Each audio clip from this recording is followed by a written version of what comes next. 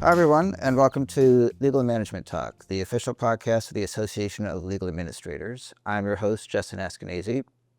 So, as you can probably notice, we are live and in person from ALA headquarters in Chicago, and that is because our guest today, Dave Collins, was nice enough to make some time. He was in town, and he was able to join us. So we're very grateful, and we know that you have a flight to catch in a little bit, so we'll try to, excuse us if we check our watches, make sure you're getting out of here on time. But yeah, really grateful that you can be here. Yeah, great to be here too. And this is where pre-check comes in handy. Yeah. I'm not too worried. We're arm's distance from the airport. So I'm excited to be here. I was in town for some training, so I'd love to talk about training and people development. Yeah, of course. And so Dave is the founder and CEO of the communication training firm Oak and Reeds, and you're going to be speaking at our Level Up Legal Management Fundamentals Conference in Atlanta in September, and you're also going to be doing a webinar later in September, which we'll talk about more later in the episode. But that webinar is about difficult conversations, collaborative conflict, and so I wanted to start with kind of that general theme of people management, talent management, and kind of navigating those interactions, which I imagine over the last few years has changed significantly with the post-pandemic advent of hybrid work and all that kind of stuff. Yeah, I mean, there's a lot of changes that have happened. And my background is both in change management and, well, in improvisation, which I can get to later as well. But I founded Oak and Reeds 10 years ago, ideally as a firm that was dedicated to teaching the fundamentals of improvisation, like improvisation for the stage, as a critical kind of communication skill for leaders. And it blossomed into all these other avenues for people management training. And I think one of the challenges people are facing in 2025 is, how do we get people who have not had any formal people management training? How do we deliver that training in a way that's bite-sized, in a way that fits in a schedule that is already jam-packed, and honestly, in a way that's interesting?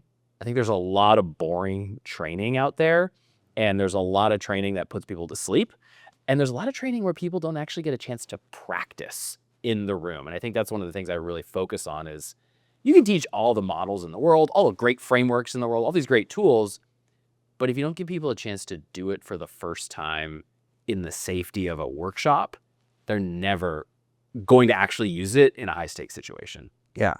So let's kind of talk about in the law firm context, today's law firm, and you talk about the things that you should practice when it comes to communication skills and working with people. What are some of the key skills in today's world that you think really should be focused on? I think the simplest one is actually articulating your expectations. So many conflicts start by people assuming they know what everyone else thinks is the rule, even though it's an unwritten rule. Like take, for example, email, right? Email, for some reason or another, is still the predominant form of business communication. Yep. 25 years into email, 30 years, probably more than that. I'm getting my dates wrong. Email really hasn't changed, but the expectations about how quickly should I read an email? How much detail should be on an email? How many people should be CC'd on this email? What does it look like when I receive it? Do I say something or can I just read it and that's fine? All of these little expectations that also differ across firms. They differ across partners. One partner might expect you to read something within 5 minutes. Another doesn't care as long as you get it done by the end of the day. So there are all of these rules and these sub-rules and these sub-rules and these edge cases. And so many conflicts happen when an unspoken expectation isn't met. And it's like ships crossing in the night, right? I don't know what I did wrong because you never said what you wanted. Right. And then the partner or the person in power says, well, this is obvious. This is how it's done here. Yeah. Read my mind, please. Right. Read my mind, please. And there's some things that should be obvious. Like, you should read emails from senior partners, right? That's something that is probably fairly clear, but there's a lot of subtlety to it. And there can be a lot of hurt feelings when someone isn't included and someone isn't the action isn't clear.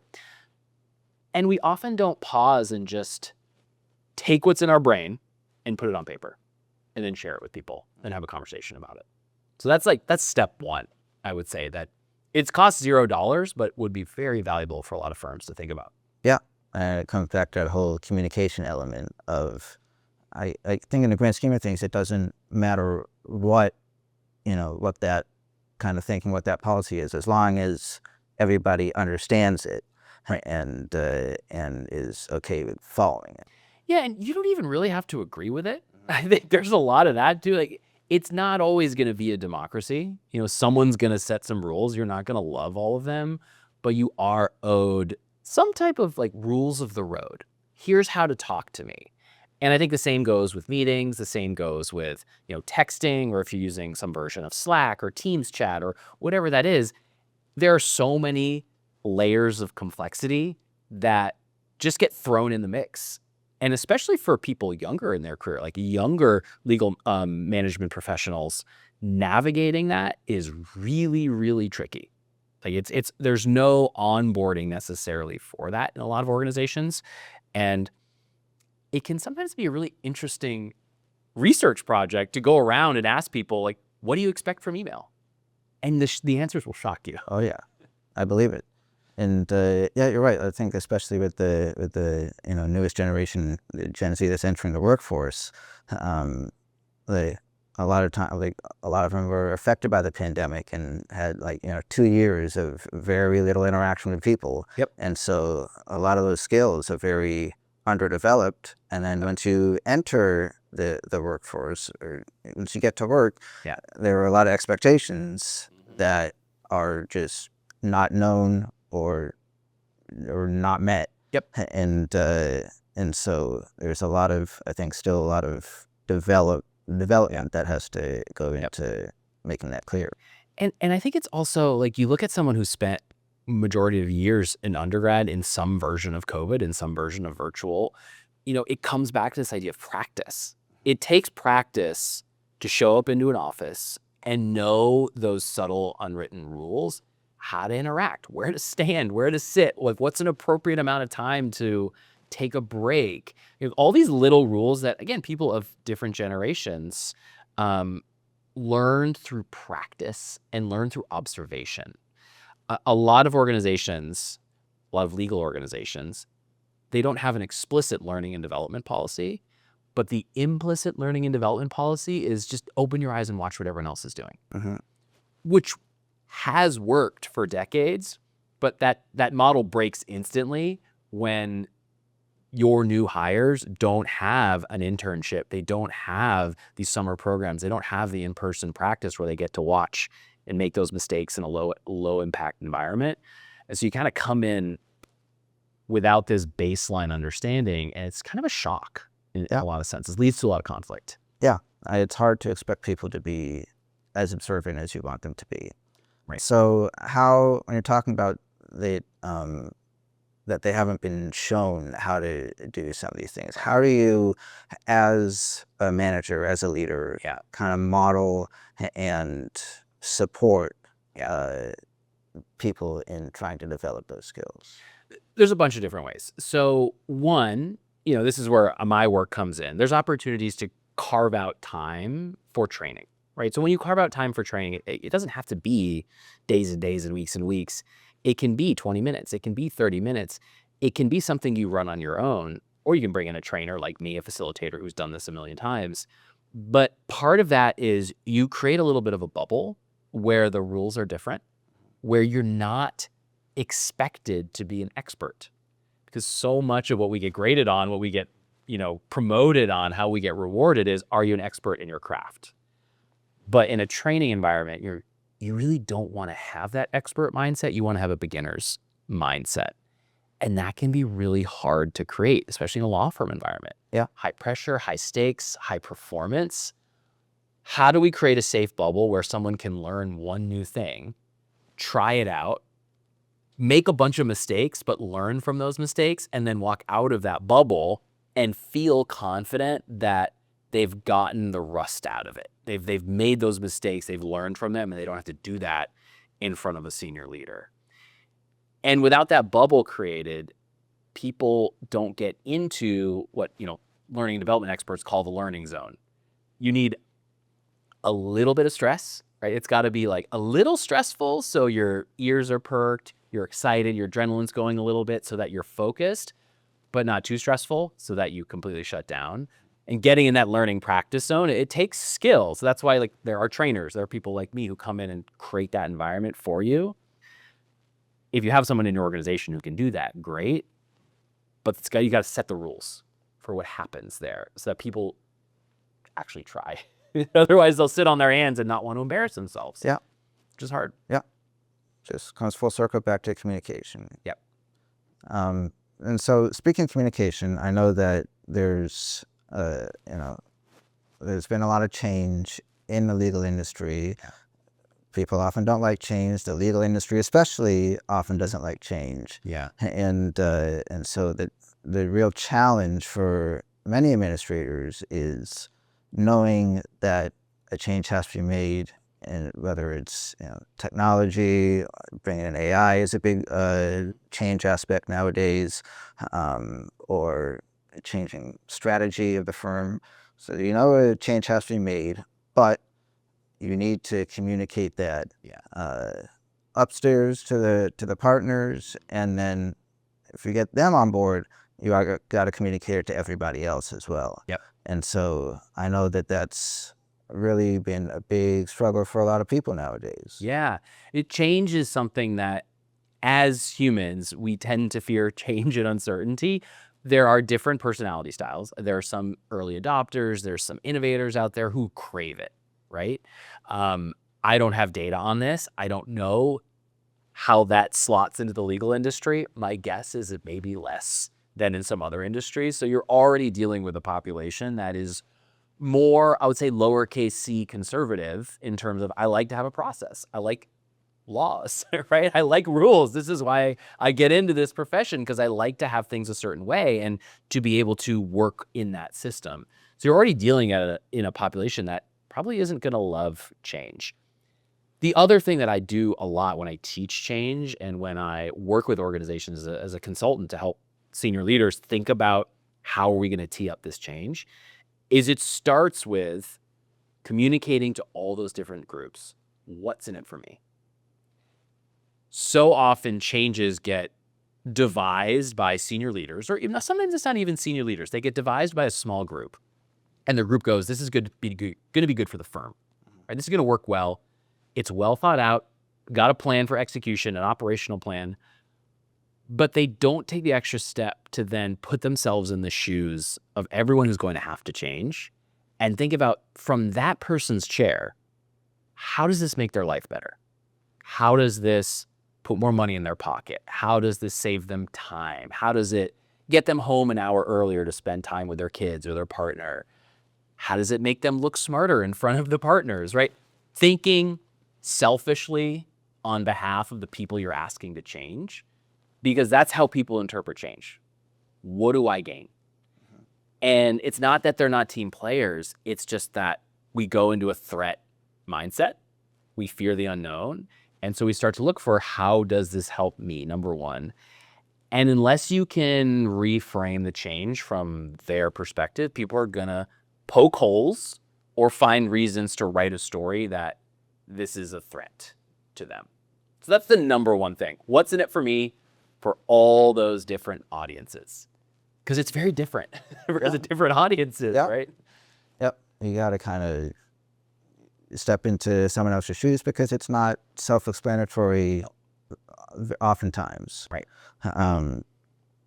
So, yeah, I think like, especially when you're making a change, like adding AI or adding some kind of software that increases efficiency. To give one example, that lots of times partners will think, well, if I increase my efficiency, I have less billable time, thus I make less money.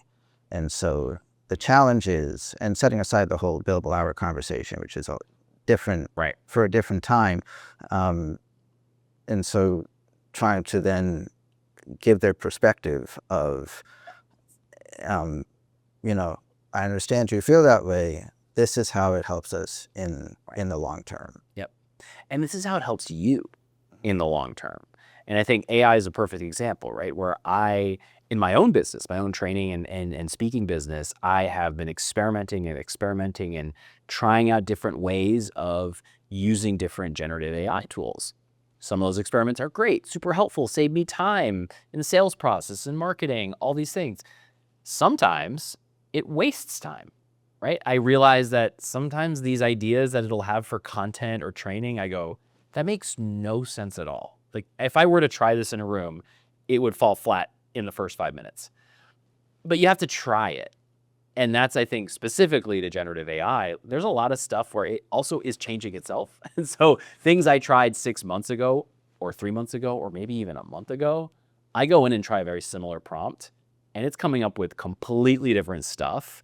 So that pace of change is like also a very huge challenge there, because it's not like other technology tools where you can test it out and go, no, that's not for me, and be confident that 2 years from now, the new version would probably still not be for me. Right. It's tricky.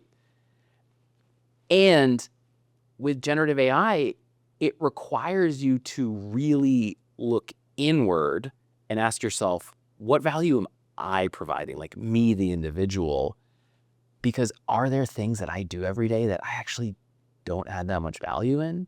Or that if I got rid of them, what else could I do?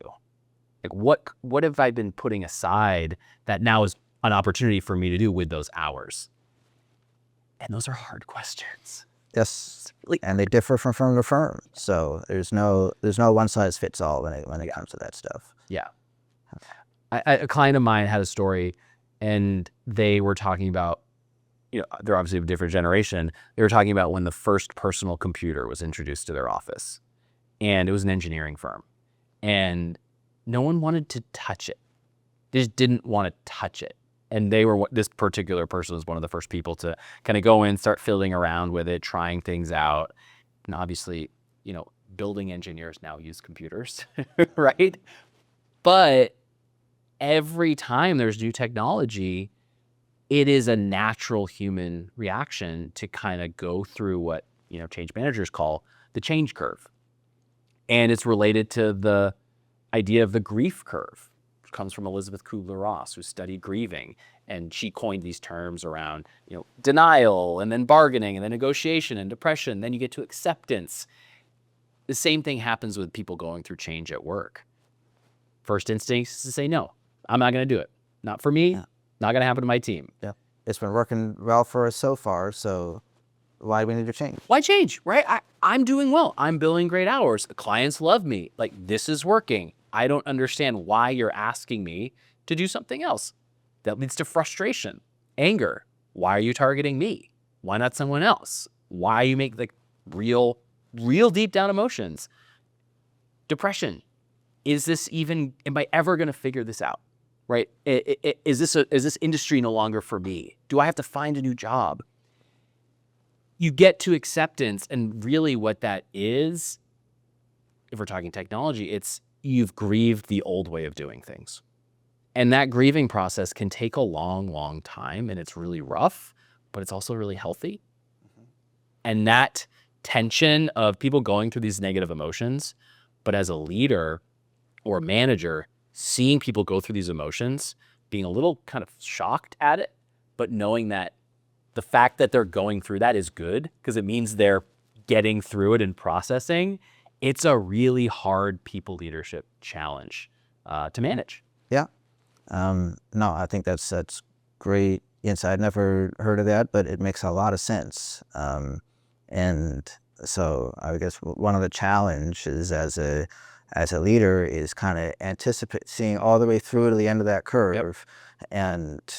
and knowing that either we are going to make it out of this and be successful, or I can't see that person, this group, being able to come out on the other side of this positively. And Yep. So we probably don't want to pursue this change. Exactly. And so there's a couple things that often happen with leaders. They have the benefit of going through that curve by themselves because they're out in front. So they're all the way through that processing. They're thinking like, there's all these great opportunities for using this new technology in our firm. I've gone through the frustrations, but I got to do it just with me and the other senior leaders. I didn't have to do it publicly. So they're already on the problem solving and the new normal side of the curve, where when they announce the change, everyone starts to go through that shock and denial. And it can be shocking for leaders. And a lot of times what they'll come to me and say is like, Dave, what's wrong with my team? Yeah. Like, why don't they get it? I have this perfect communication plan, all my FAQs, I have this great presentation. Now they're all banging down my door telling me this is terrible. And I just tell them to be patient, because people need that time. And you need to be a little patient and see them as they're going through it. Give them opportunities to vent those fears, point them in the right direction, but be patient to a degree. Because there are some people who will not get through. They will stay at the bottom. And if we're being honest, there's a lot of organizations where people are allowed to stay at the bottom of the change curve. It's like, oh, don't talk to Dave. Don't talk to Justin. Like, he won't do it. Everyone else on the team, they're going to, use the new tech system. But Dave, he just does it on paper. Just leave him alone. And that becomes the culture. If I throw a big enough fit, if I throw a big enough tantrum, they'll leave me alone. And that's learned behavior. Yeah. So as a manager, is there anything you can do to try to mitigate that? Or is that just, that's kind of the way it is, and we'll focus on the people who have different learned behaviors? Yeah. So there's things you can do proactively, right? Know the curve is coming. Understand at the beginning of the curve, people want clear and accurate info, right? You cannot really overwhelm someone too much at the beginning if you tell them, here's what's happening, here's the reality, here's what's asked of you, right? Really simple stuff. Don't baby people at the beginning. When they're stuck at the bottom and they're in woe is me mode, give them somewhere to vent. It doesn't have to be you, right? Have some people designated as, change champions, peer-to-peer venting, like just people to listen to a degree of just like, yeah, this is hard. This is frustrating. This is normal. This is tough. Like, we're here for you. Let it out. But, you are going to have to figure this out in a couple of weeks. But it's okay to be frustrated. You can feel those two feelings at the same time. That's what people need in the middle. And that's what managers need to be prepared for. And then at the back third, that's when things get fun. Someone who makes it through quickly and is doing the new system, doing the new process in ChatGPT, finding out all these really cool ideas, make them the spokesperson. Spotlight them. Give them 20 minutes at the next all hands to showcase, look at these 7 new prompts I discovered that saved me 8 hours. People are much more willing to hear from the peer who's processed the change quickly, and that'll kind of pull people along because there's a little peer pressure. Like, oh, that's kind of interesting. That sounds kind of interesting. And then as a leader, bite your tongue when you're about to say, I've been telling you that for 6 months. Now you're listening. It's like, that's good, right? They don't want to hear from you again. They want to hear from their colleague. Those are some of the proactive strategies you can do. And then to be realistic, there will be people who get stuck. And that's when you have to have hard conversations and be honest with people, because in some senses, it's the firm is going in a direction. We've laid it out clearly. Are you on board or are you not on board? You make a call, right? And if you're not, that's when you have to find ways to either offboard someone or find new roles. But you give people the option to buy in. You don't just preemptively, chop people. And because some people will say, yeah, I'm not going to do this. And that's normal. Yep. So it's all about how you then get to a solution from there. Right. And that's going to depend on this person and the case-by-case situation. But hopefully you've made it enticing enough by then that the what's in it for me, for that person, is sometimes like, I get to retain my role. I get to keep doing the parts I like, even though maybe some of it I have to use this new tool or this new system. Yeah, exactly. And then kind of keeping in that vein about AI and communicating. Yeah.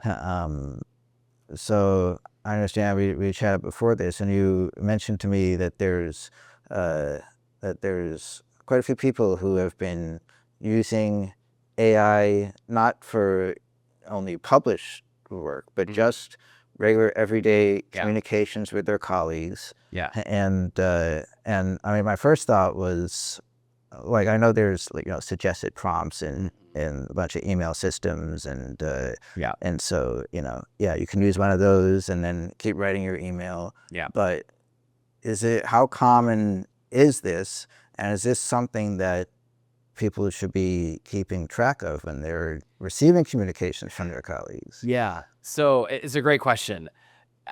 We're filming this today. What is it, August 14th? By the time you're watching this, more people will be doing that, right? And so anecdotally, I know I have clients who write me emails written by ChatGPT. I'm talking to clients and colleagues and friends. They're writing emails. It is happening at a humongous scale. One particular client of mine, they are the head of learning at kind of a 400 person company. They're in the process of designing their company's AI guidelines. And I think step one starts with creating some sort of expectations, right? And even before you write down those expectations, having some understanding of what tools are people using, what are they using them for, how often are they using them? Is 80% of our organization using ChatGPT to write emails? We should know that, because often it's when you discover later that everyone's using it, the policy you write becomes outdated instantly. So having a kind of doing a pulse check and getting a sense of where people are using these tools, because there is a little bit of fear around revealing how much am I using generative AI for internal communications. And I don't have a clear answer to how to make it okay for people to raise their hand and say, I'm using it for these 4 things. I'm using it for these 7 things. That's a team culture challenge. Setting that aside, you should set some expectations to say, hey, we do use it for these types of internal communications. We don't use it for these because there's an expectation that it's a person behind that. And so it can be a little jarring when you get like a, hey, what's up email, like quick check-in that is written by generative AI. That might not be the most efficient use, but sometimes using it to summarize, using it to turn, an 8-paragraph email into 7 takeaways, those are really, really effective. And also I have found using it to write messages where this is a kind of a personal or emotional or kind of sensitive topic that I've never written a message like this. Condolences emails that are wrapped up in the middle of a project with a check-in, like kind of multiple goals that you might take you a long time to figure out, like, how do I craft this in a subtle, direct way? It is pretty shocking how good these AI tools are at writing that kind of email when you give it a clear prompt. Yeah. But it's going to change. It's going to change in a month. So I don't know. What do you think?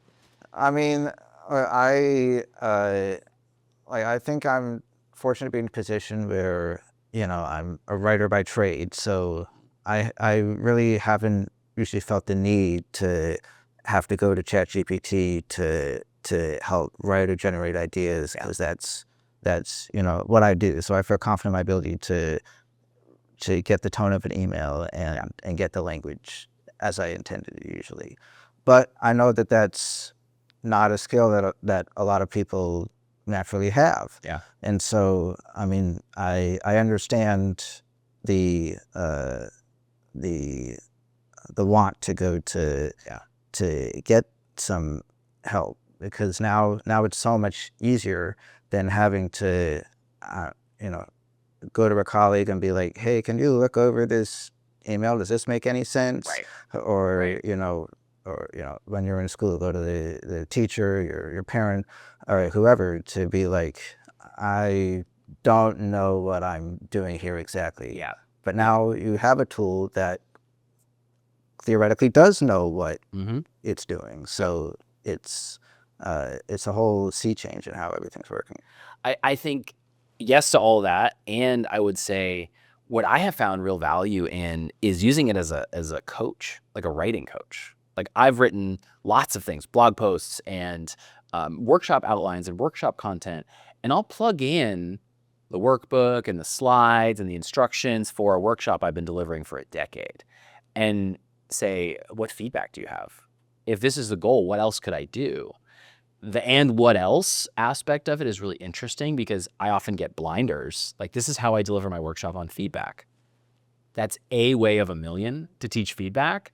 So using it as a coach to help me improve existing content has been really interesting because it opens the door to more paths. And I'm still writing it, but it's there as a sidekick. Mm-hmm. And I think that idea of the sidekick is going to be, again, another mindset shift to a lot of people who have processes that this is completely shattering. Yeah, exactly. Yeah. So before we get to the end of our time, I want to make sure you can get to the airport. But there are two things that I mentioned at the top that I want to make sure to go back and hit. So the first is that you're speaking in Atlanta at our Level Up Legal Management Fundamentals conference. Can you give attendees a little preview of what you'll be talking about there? A lot of what we're talking about today. So we're doing a crash course in my People Management Fundamentals, which is a longer series. We're talking a lot about communication and inclusion. So how do you communicate as a people leader in a way that takes into account people's different identities? And I think some of the things we've been talking about today, like someone who graduated college middle COVID, post-COVID versus previous, completely different set of experiences. How do you meet people where they are as a people leader and create space and then also give feedback? So this is something we didn't talk specifically about today. Feedback is just one of those fundamental core skills as a people manager. It can be hard, it can be awkward, it can lead to some emotions, but it's also required. Yeah. You need to be good at that. So we're going to talk a lot about that in the workshop. Awesome. And then your webinar as well. That's September 24th, 2 p.m. Central, and give a little preview of that, and then I'll tell people how to register. And that's all about difficult conversations. So as you can see, there's a lot of similarity with these, and there's a theme, right? Because this is what's on people's minds. Difficult conversations is about conflict in the workplace, how to assess it, how to pick the right strategy to approach it, and then how to tease away some of the drama is the word I would use of interpersonal conflict to get down to what can I do, what's actually the next step, and what is potentially the story I'm making up in my head about a situation rather than the facts I know for sure. So that's going to be the webinar. I'm really excited to teach that one. Yeah, no, it sounds really informative, and if anybody's interested in joining that, please go to alianet.org/webinars, and you can find it there and sign up. And I think it'll be a great time, as will Atlanta. So I'm really, again, glad that you were able to make it here. We could sit down and chat. Thank you so much for joining us, and hope we get to talk again soon. Yeah, it was a pleasure. Thanks for having me. Of course. And thank you to our listeners, viewers, subscribers for tuning in. Please give us a like on Facebook or a like on YouTube, and subscribe to our YouTube channel. You can find the podcast wherever you get your podcasts. And as always, you can learn more about ALA at alianet.org. Until next time.